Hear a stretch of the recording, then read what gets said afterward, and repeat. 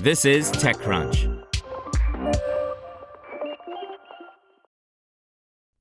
While I have fond memories of past efforts to combine VR content with real-world locations, I'd assumed the pandemic had put those ambitions to an end.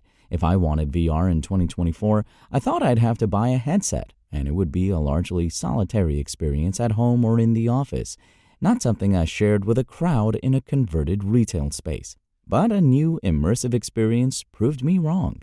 Created by French startup Excurio in collaboration with the Musée d'Orsay and another startup, Eclipso, Tonight with the Impressionists, Paris 1874, commemorates the 150th anniversary of the first Impressionist art exhibition by taking visitors back to 19th century Paris, first onto the city's streets, then into the exhibition itself, then to other key locations from Impressionist history. After launching in France and Atlanta, Tonight with the Impressionists opened Friday at the Eclipso Center in New York.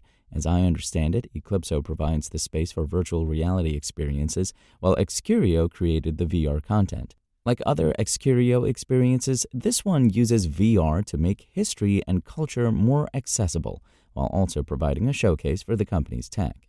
At a press event earlier in the week, my partner and I joined a long line of people donning VR headsets before stepping into a large white room, 11,000 featureless square feet that would be transformed into apartments, galleries, lakeside retreats, and more.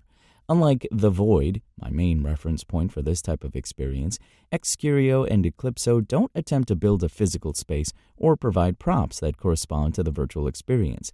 That means the Eclipso Center can host multiple experiences at the same time, but it can also lead to some awkward moments, like when the virtual environment sloped upward while the actual floor stayed flat, or when a Parisian sofa was blocked by a floating red X, reminding us that we'd end up on the floor if we tried to sit down.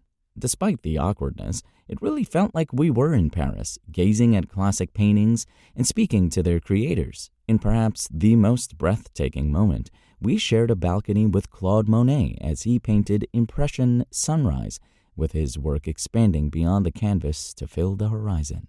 Excurio highlights the fact that its experiences don't require you to wear bulky VR backpacks, just the headsets, and that it allows for many participants at once. In fact, the company says it recently broke the record of more supporting than 100 simultaneous, free-roaming participants in the same space.